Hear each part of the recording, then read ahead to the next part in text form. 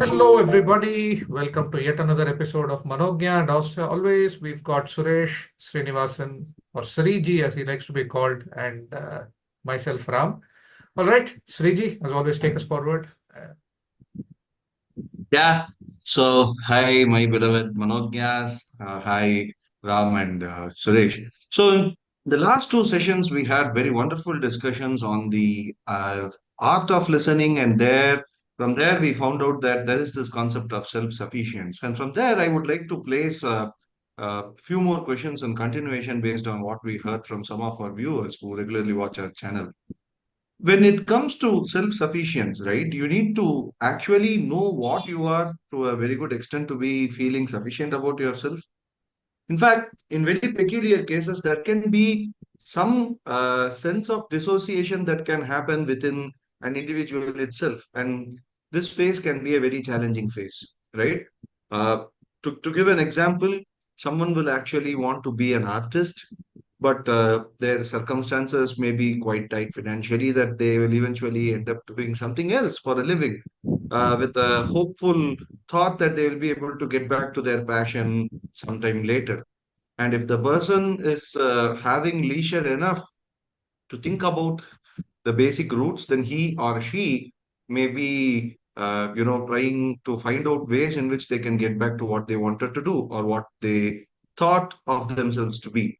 But sometimes, if the life gets going very tight and people eventually forget that, but there is a always a part within them that is, trying to look out for that old avenue, then there will sort of, have a feeling of a frustration or feeling of anxiety that is accelerated. But this can happen without the person actually knowing what exactly is making them feel that particular way. In that case, it will be nice if we can discuss about how someone can actually recognize that they got into this zone, how they can work on getting back to what they actually wanted or what they actually or what will get them in equilibrium with themselves. If you guys can speak about these aspects of self awareness, if I can call it that way, and the techniques to be self aware, I think so that will be a very good continuation of where we left in the last week. So, yeah, people. Okay, so I Okay. think, Suresh, you want to go? Yeah, please take us ahead. I'll join in. Okay, great. Thanks, Ram. Thanks, Femi. As always, we start with a good introduction, continuing to where we left.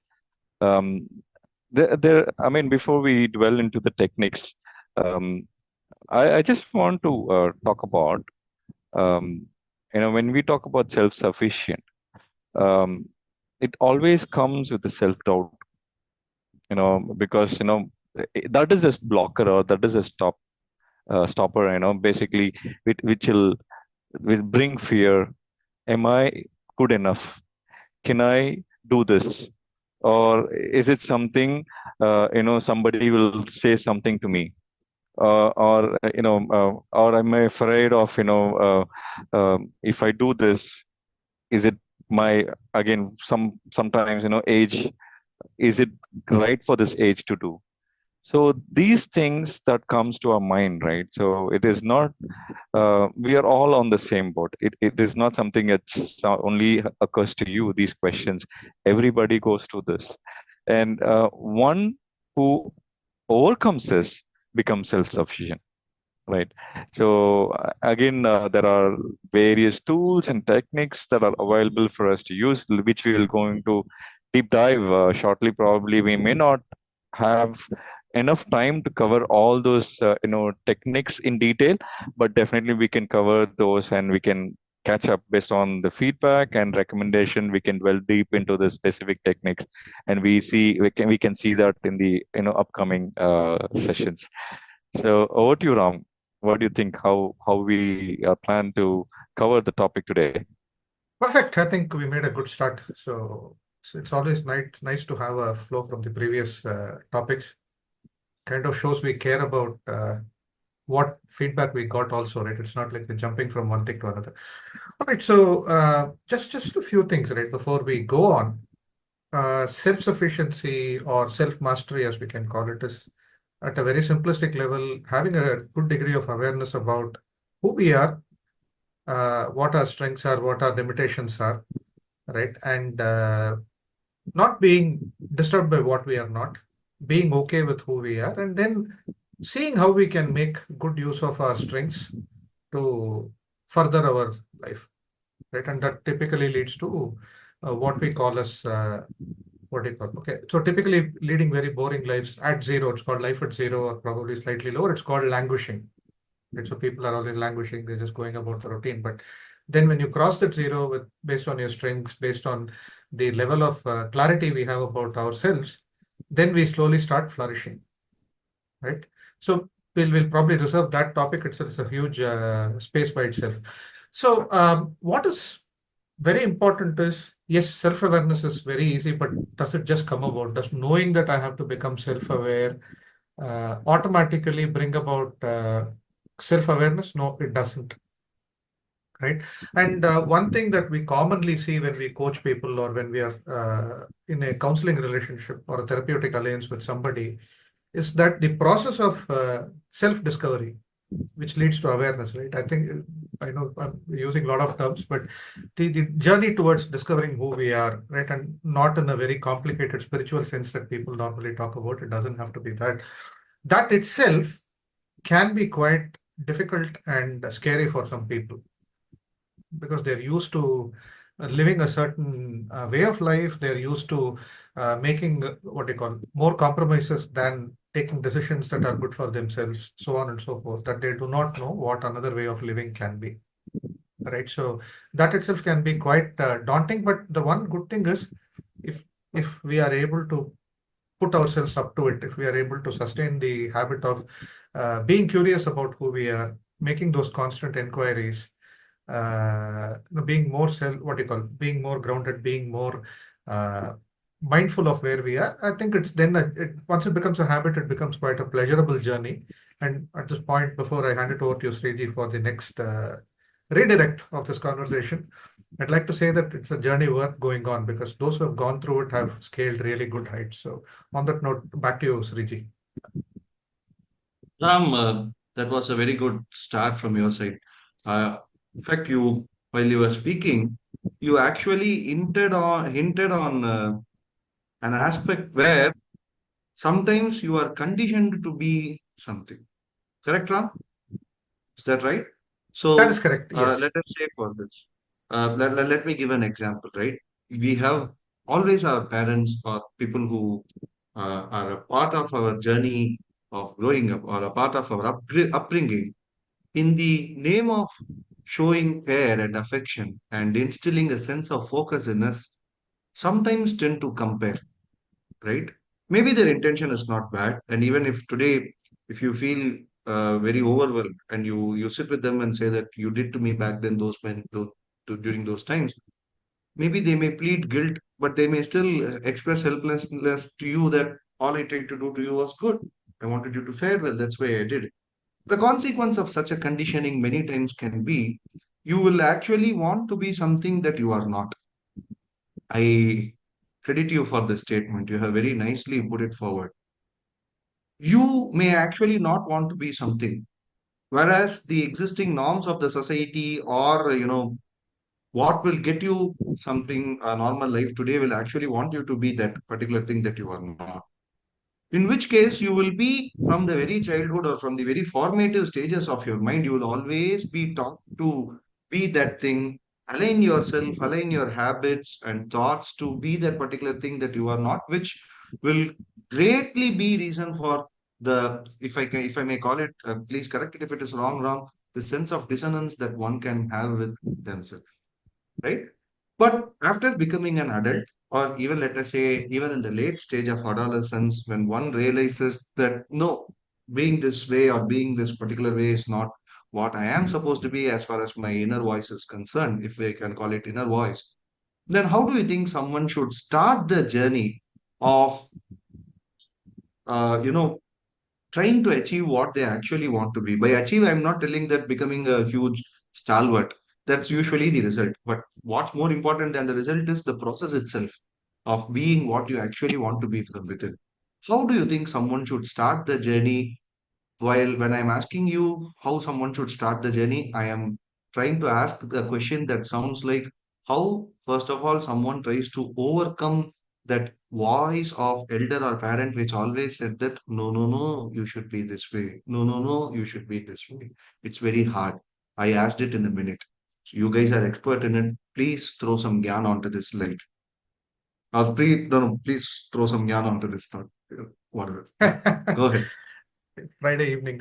Good. Okay, so Suresh, I'll probably start with this and then I'll request you to chime in.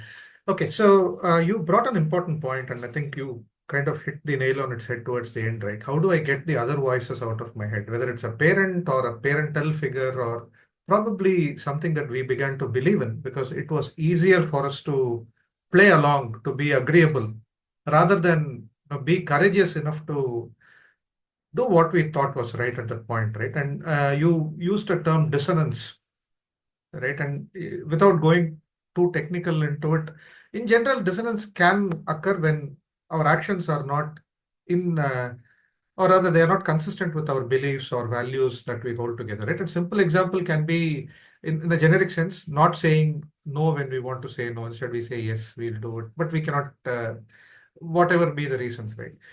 And quite often, you also kind of answered part of the question yourself. A lot of why we are what we are comes from the society that we are in, the type of culture that we are in. And we see a lot of this, especially in collectivistic cultures, as we call it, right? Where you typically talk about the Eastern cultures, where we put a lot more emphasis on what be prioritizing the group over the individual, right? The society over an individual. And then you're trying to do good by them. You're trying to, and I think we've seen this in earlier conversations also, right? Uh, Being part of a group, regardless of your culture, always has an evolutionary advantage, or a it's kind of protects us and saves us, right? That is why we try to make friends, but that's why we try to stick to a family, so on and so forth. And so collectivistic cultures make it far more difficult for us to express our individuality. Even the acceptable, permissible, genuine, you see, even I'm using the word permissive, right? It's automatic. So acceptable individuality, it is very, very difficult to express.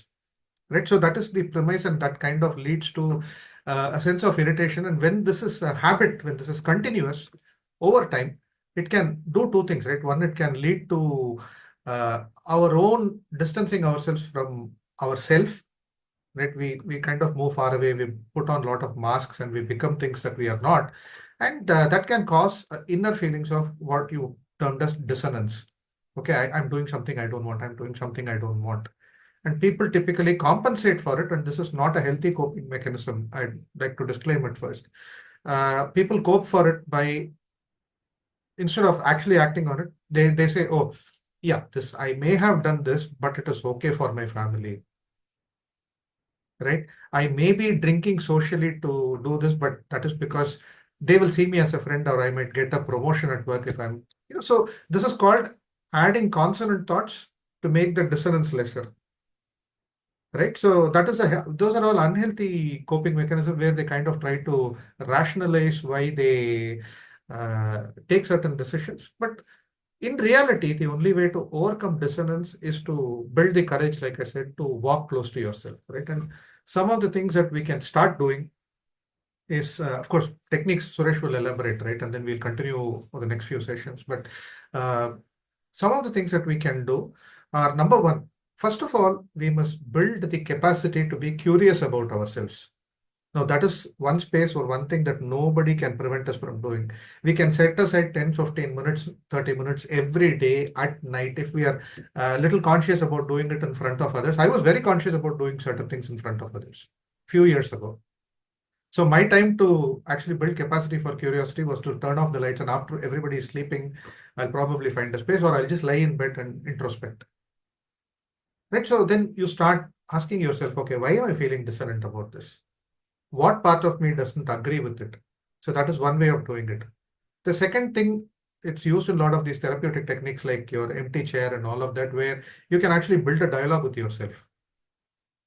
You take one role and you say, yes, this is correct. This is the dissonant behavior is correct. Because you're facing a conflict, then the other person can say, yeah, I know, but the reason you're facing the conflict is because of this. So that's the second thing, right? And the third thing, like I said, curiosity and reflection, whatever we have spoken about until now, constant reflection will give us some clarity on why we want to do. And the more we become cognizant of what our identity is, who we are, deep within, right? We don't have to go to the spiritual teachings, that people have complicated all of this unnecessarily. What we naturally feel like, at the end of the day, when we plumb the depths and we, peel off all these different layers in a safe space, when we do all of this, it takes us to the very core of our being. It's called Koila, right? So, Koilia, sorry. It takes us to the very core or essence of our being. And then when we get there, we know, yes, this is what it is. These are our strengths. This is what we are doing good at. And probably this is why I am attracted. If I can give a quick example before I pass it on to Suresh for the techniques. Let's say there is this guy, right? He somehow took to photography or drawing art a lot, right? And for him, he wouldn't know where time went if he just took the camera and went out, right? That is the flow experience that we talk about. There is no notion of time in that, right? But his parents kept pressurizing him, saying, in the society you have to make money, so you become a engineer of some sort, you become a technical engineer, tech engineer, or a civil engineer, or something, right? Let's say civil engineer, because it helps my example better. So this guy somehow doesn't understand, and he keeps rebelling. He says, I want to be a photographer, weekend photographer. One fine day, he says, I want to quit my job. And probably he puts too much of success on the camera. Like the ancient stories, we have the story where the life of the king is inside a parrot's heart or something, right? Put it like that. But then what typically happens is, in some cases, there is an erosion of interest. Instead, if the person, is helped by somebody or probably he or she is self-aware, and then they ask themselves, why is it that I'm attracted to photography, or why is it that I'm attracted to painting or art? They might discover that they have a very natural tendency for creative visualization. They have a natural tendency for artistic expression, which is more abstract, which is more the value that they strive for. And maybe, like you said, conditioning right at the start, maybe there was a camera at home and they found the way to take photographs to feel nice about, or, to express themselves. And they thought they equated the two. It's the what and the how part of it became the what, and that confusion that is typically why people are scared of facing who they are, because they cannot separate that. And once we are able to achieve that, this person might discover that, hey, you know what? Yeah, I'm all for a creative expression. So instead of being on the engineering side of the civil engineering, why don't I do something to go into the creative design part of it, or urban planning part of it, where I get to express myself like Sir Vishweswaraya developed Bangalore, right? Even now it is known with that unique formation and all of that. So they can go there and they can experience the same degree of satisfaction if quitting that job is not an option, instead of resenting that choice their whole life. So I think this is what we need to do to summarize. Number one, be curious about ourselves. Number two, build the discipline to sit and inquire, to kindle that curiosity, build that level of self-awareness of who we are in essence, and then see how we can, in a non-disruptive manner, express ourselves creatively. So once that happens, right, we are far more courageous in saying, this is who I am. I can do this, I can do that, I cannot do certain things. So I'll stop here. I think it's time we hand it over to Suresh and Probably Srinivasan. at the stage when someone actually comes to where you told Ram, telling no will become much easier job. And you nailed it when you had explained, you know, corollary of what you said is a very important lesson that all of us have to take. Sometimes working with our own self and working with our own mind can be a very simple task, and it need not be as involving as a spiritual sadhana, right? Or in other words, don't make God another trophy to be God. Beautifully put. It's a very kind entity that has created you with so much of love and affection and joy to live for. Really, Yeah. really fantastic thought and tools shared by you, Ram. So off to Suresh sir for more techniques that we can apply and implement. Thanks, Riya, and thanks, Ram.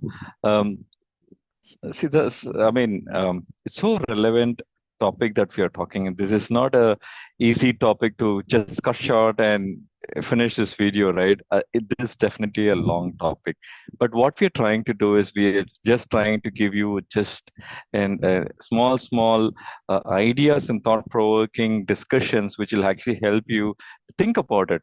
Of course, there are techniques that we're going to talk about very soon, but then it is coming at the right time, right? We heard this very saddening news about a young employee who took her life, right, very recently, and we are talking about this, right? So these are the things, it is important. Once we are not self-aware and self-sufficient, so this is where we lose ourselves. Our mind is lost, and we take some extreme decisions. I'm saying consciously the statement, right? Our mind is a very powerful tool. If you put it to use properly, it is a very powerful constructive mechanism which will elevate yourself, right? I'm using this word elevate. The same mind which will also put you down if you take it in a negative direction, right? There is always a path forward. A path behind is an experience we are carrying. We learn from that path. Yeah. Okay. Before that, right? So there are a few tools that I would like to talk about. Just introduce. Probably will not have time to get into detail, but then I'll talk about few tools.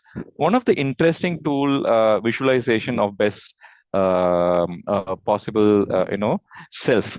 What is that? This is a technique which is so in a person called Laura King. She kind of developed this model. This is coming from again a very interesting book about subconscious power of subconscious mind. So this has been talked in detail in this book as well. So very interesting technique. This is something which you use to imagine yourself in your future state, and then how do you want to be, like what you want to become. Just imagine, visualize that now, what kind of person you will be if you achieve this, and what this is going to bring to you, like happiness. What are the immense wealth and health that is going to come by achieving it. There are other techniques like progressive muscle relaxation, every from head to toe, where you use this technique to tense and relax every part of your muscle from toe to your head. And then after completing, you do a full body tense and relax.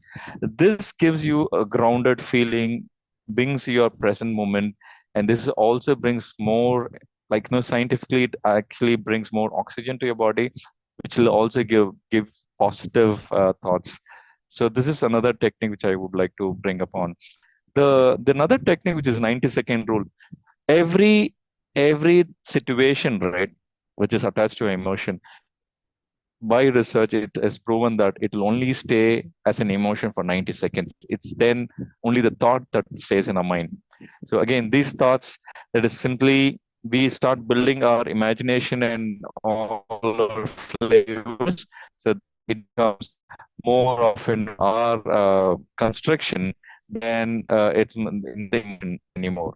So again, getting aware of this emotional part. Once it becomes a thought, just remove it as a page or scroll it as a page. So move on to the next chapter.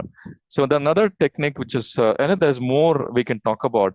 So there is a technique called as challenging records. Basically, your negative thoughts, construct your negative thoughts into a positive. Probably, I am born to fail. I am born to learn from every fall.